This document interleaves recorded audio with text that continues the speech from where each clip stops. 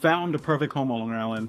It's got the right number of bedrooms. It's in a great school district. The commute seems doable, and the asking price is right in your budget. And you're ready to make an offer. But wait a minute. A house on Long Island that looks affordable on paper can become a financial nightmare quick. There are costs lurking just below the surface tied to the very land the house is built on that can quietly hijack your entire financial future. And I'm talking about flood costs.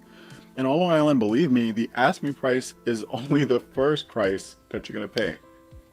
So before you sign a single piece of paper, before you even get the mortgage pre-approval, you need to understand, the five-figure expenses that sellers and brokers often don't advertise. These are the costs that can turn your perfect house into a money pit that you can't escape. So stick with me and I'll walk you through the 5 hidden flood costs that can sink your Long Island dream, and more importantly, show you exactly how to protect yourself. So the flood insurance premium shock that most people know about, this is the most immediate hidden cost, the flood insurance bill itself. Let's be crystal clear about this. Your standard homeowner's insurance policy does not cover flood damage. Not from a coastal surge, not from a hurricane, and not from a torrential rain. Okay, so for that, you need a separate policy. And if your dream house is in what FEMA calls a special flood hazard area, that's any zone starting with an A or a V, and you have a federally backed mortgage, flood insurance is an optional, it's mandatory. And this is where buyers get their first real dose of sticker shock. The entire system for pricing flood insurance was recently overhauled. It's called Risk Rating 2.0, and it's the biggest change to the national flood insurance program since a long time ago, the 1900s. So before, rates were based on broad flood zones on the map. Now FEMA uses a hyper-specific model that looks at your individual property, its exact distance to the water, its elevation, local flood frequency, and even the cost to rebuild your specific home. So this result has been devastating for many Long Island homeowners. We've seen some worst case scenarios where annual premiums on certain homes have jumped from around $1,200 a year to over $7,000. Some have even gone higher. So think about that. That's an extra $5,000 or $6,000 a month. You suddenly have to qualify for a cost that completely changes the affordability of that home. So in fact, many people estimate that because of these new rating methods, flood insurance premiums for many single-family homes on Long Island could continue to climb dramatically over the next decade. And don't get fooled into thinking you're safe just because you're not on the South Shore. FEMA has found that over 20% of all flood insurance claims come from homes outside of these designated high-risk zones. So flooding is not just a waterfront problem, it's a Long Island problem. It's the geography, along with low-lying areas and high groundwater, makes it persistently vulnerable. So here's a number that should stop you cold. The Suffolk County report revealed a staggering insurance gap, showing that while there are hundreds of thousands of homes within the floodplain on Long Island, only a small fraction of them actually carry flood insurance. That means thousands of your potential neighbors could just be one storm away from financial ruin. And if you buy a house, you can't wait for a storm to be in the forecast to get your insurance. Most new policies have a 30-day waiting period before they kick in. Okay, so keep that in mind. The elevation certificate trap. So how does the system decide if you're paying a $700 or a year or $7,000 a year? A huge part of that answer lies in a document you may have never heard of called the elevation certificate, or EC. So think of this document as your home's report card for flood risk. It's a detailed survey done by an engineer or a surveyor that documents your home's elevation relative to the base flood elevation. That's the height water is expected to rise during a major flood. Your home's height compared to that. The FE is a critical factor in pricing your insurance. So many buyers assume this is a standard document that just comes with the house. Okay, it's not. If the seller doesn't have an elevation certificate, it doesn't automatically mean they're hiding something. They might have misplaced it or have never needed one in the first place. But for you, it's a huge blind spot. And while FEMA's Risk Rating 2.0 doesn't always require an EC to generate a quote anymore, that quote may be based on assumptions. So the EC is still a gold standard for proving your elevation can have a massive impact on your rate. So if the certificate shows your home's lowest floor is below the base flood elevation, your insurance premiums will be dramatically higher. A matter of inches can mean thousands of dollars more per year. And this one document can be the difference between an affordable home something that's just not affordable at all. And before you even think about an offer, ask the seller for the elevation certificate. If they have one, send it to an insurance broker immediately for a hard quote in writing. Don't trust the online estimators or the seller's old bill. Get a fresh quote. And if they don't have it, you need to decide if you're willing to pay for one during your inspection period, knowing it could reveal a very deal-breaking cost. Okay, so pay attention to this.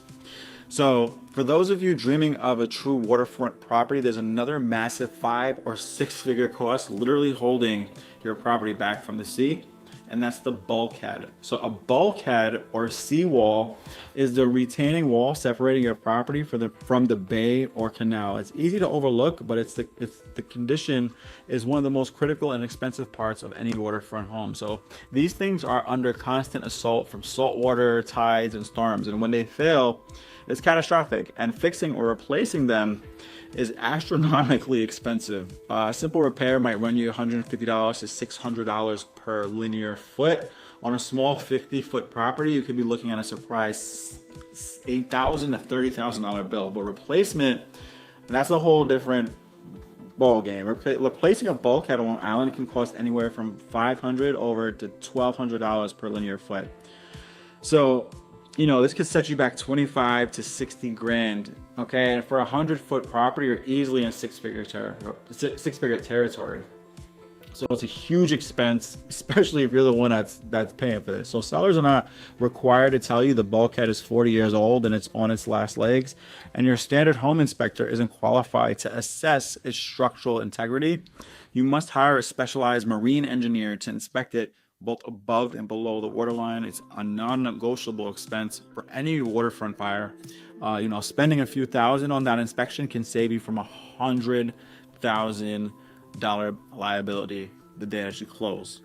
Okay, the unpermitted basement and the compliance costs, one of the most common misunderstood things. So you walk into a house and you see a beautifully finished basement, a playroom, a man cave, an extra bedroom.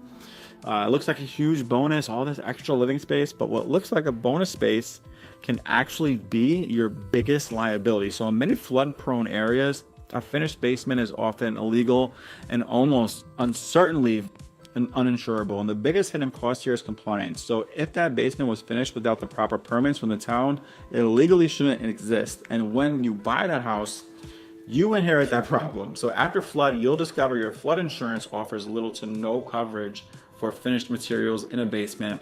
The National Flood Insurance Program mainly covers things like your furnace, your water heater, foundation, not your drywall, not your custom bar, not your new carpet. And even worse, if this town discovers the unpermitted work, they can require you to rip it all out and return it to an unfinished state, all at your expense.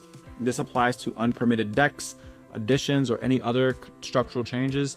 The advice here is critical. You or your attorney must go to the town's building department, pull the property's complete file, compare the official plans to the house standing in front of you, and if you see a finished basement or a deck that isn't on the plans, you've just uncovered a massive hidden cost.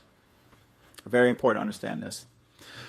So finally, you have to investigate the property's past. Okay, some properties are known as repetitive loss properties. These homes that have a history of multiple flood insurance claims.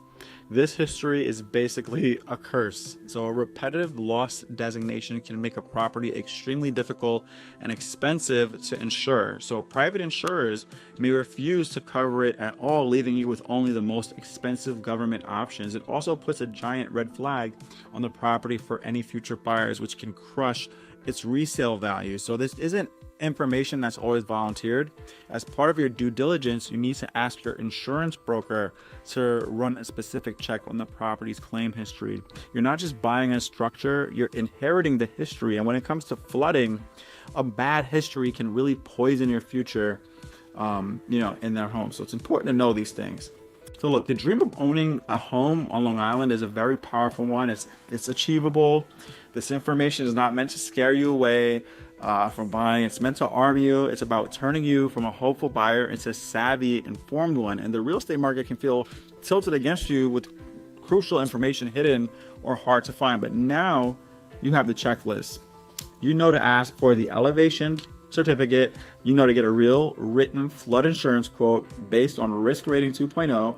You know to hire a marine engineer for that bulkhead, and you know to pull the file at the town building department. In a high risk flood zone, your home has a 26% chance of being damaged by a flood over the course of a 30-year mortgage. And since just 1 inch of water can cause up to $25,000 in damage, the stakes are simply too high to go in blind. By doing this research, you're not killing the deal, you're protecting it. You're making sure that the home that you buy remains the dream that you fell in love with, not a financial nightmare that's going to sink you and your family. So be diligent, be relentless with your questions, and be ready to walk away from any deal where the answers don't add up. Your future self will thank you very much. So if you're looking for a realtor to help you out in Long Island, feel more than free to reach out to me. My information is all down below.